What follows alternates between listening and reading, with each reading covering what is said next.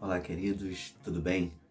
Queria te convidar para mais uma vez nós meditarmos um pouco na Palavra de Deus.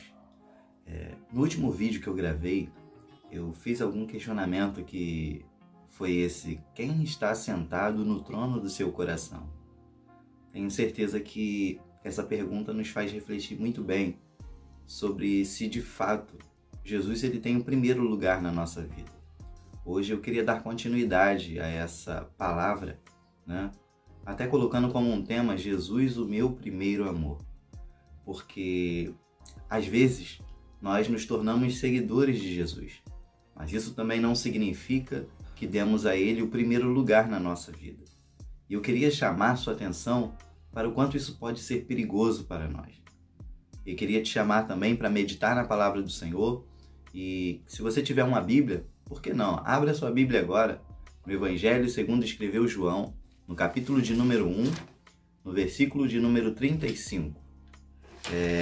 Eu cheguei também a falar em um vídeo sobre a multidão daqueles que seguem a Jesus e que nessa multidão só há um tipo de pessoas, aqueles que são carentes e dependentes da graça de Deus. Hoje, eu queria falar com você que ser um seguidor de Jesus não é suficiente. Estar seguindo, indo para a igreja, talvez não seja suficiente. Porque se não seguirmos da maneira correta, então podemos viver uma vida na igreja por anos. E no final das contas, ela não surtir nenhum efeito na nossa eternidade. Então, eu queria não fazer uma pergunta para você, mas eu queria que você recebesse do próprio Jesus essa pergunta. No capítulo 1 do Evangelho segundo escreveu João, no versículo 35, diz assim: no dia seguinte, João estava ali novamente com dois dos seus discípulos, quando viu Jesus passando e disse: vejam, é o Cordeiro de Deus. Ouvindo dizer isso, os dois discípulos seguiram Jesus. O que João fez aqui foi praticamente o trabalho de um evangelista, o trabalho de nós pregadores hoje. Estamos com algumas pessoas próximas a nós e nós apontamos para Jesus. Olha, Jesus é aquele ali.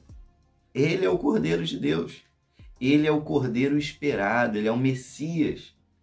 E falamos de tal forma que convencemos as pessoas e elas então decidem seguir a Jesus. Esse é o nosso trabalho. Apontar Jesus, mostrar Jesus, mostrar a verdade para as pessoas. Então as pessoas vão decidir seguir ou não. Esses discípulos seguiram a Jesus. E quando eles chegaram, olha o que aconteceu no versículo 38. Voltando-se e vendo Jesus que os dois o seguiam, perguntou-lhes: o que vocês querem? Sabe, Jesus ele não apenas estava satisfeito em que aqueles homens o seguissem. Jesus não estava feliz simplesmente porque aqueles homens decidiram seguir. Ele tinha ainda algumas coisas que eram importantes para quem decide segui-lo. Então Jesus perguntou para ele: o que vocês querem?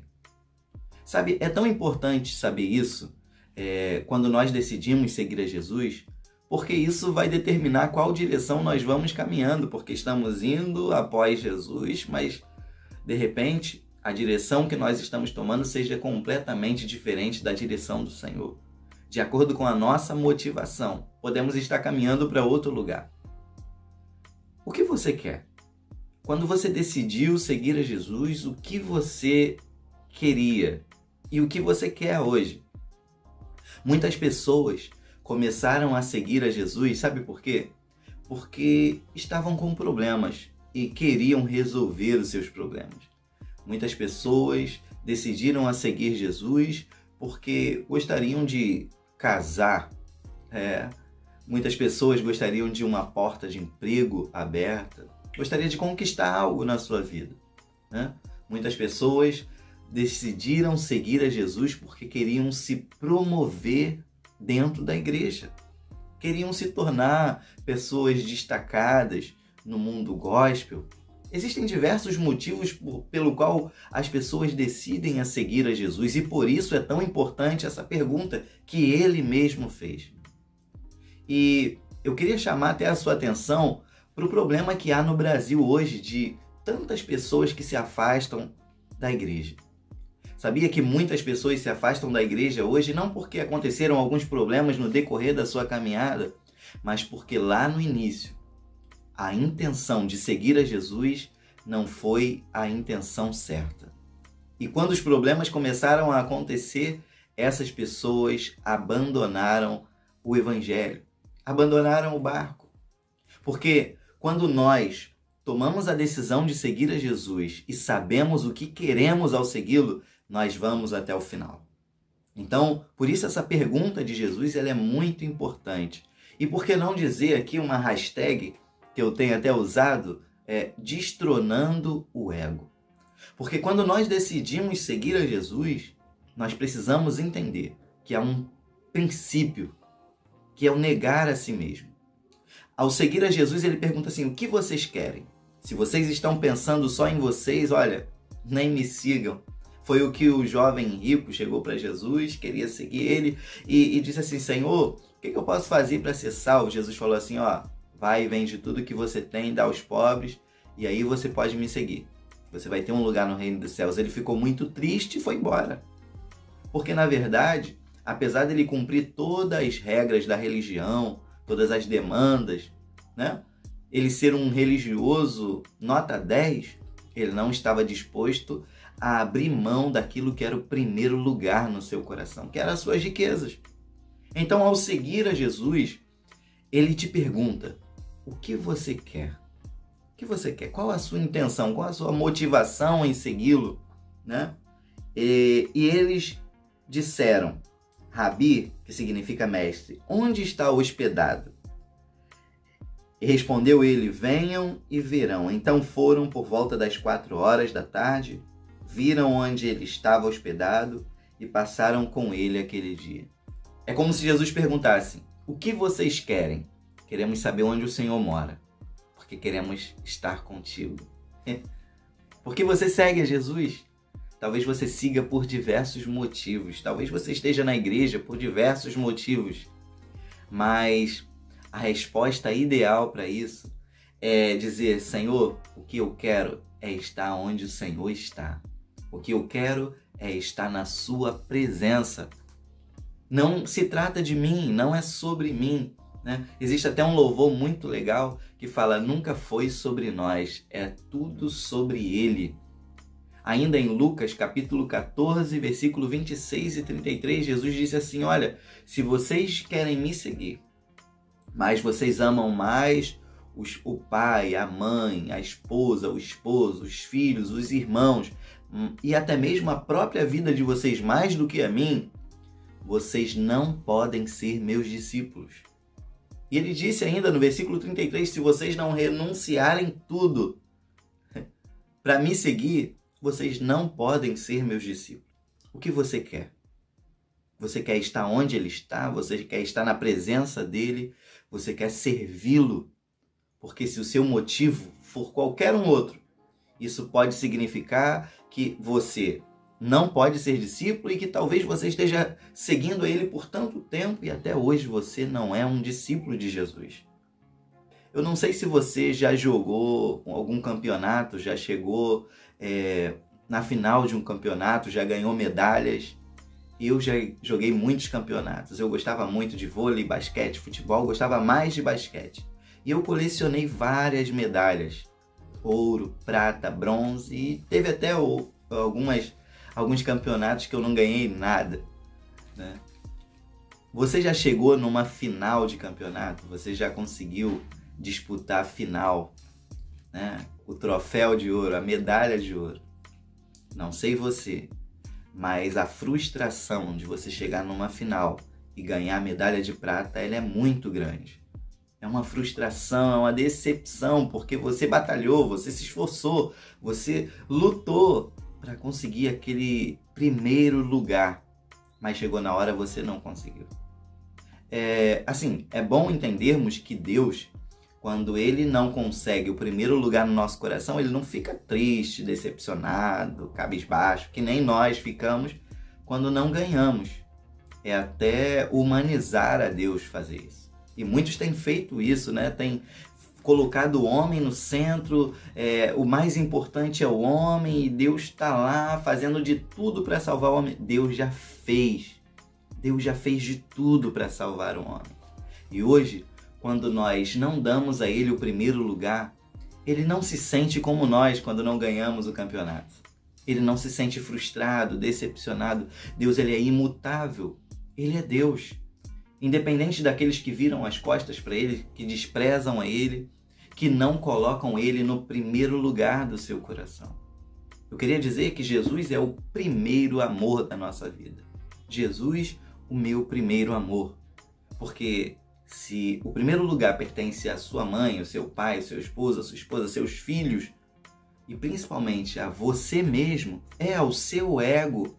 Se é o seu ego que está sentado no trono do seu coração, isso significa que Jesus, ele não é o seu Senhor e que você também não é um discípulo dele. Queria terminar dizendo que nós cometemos um erro muito grande.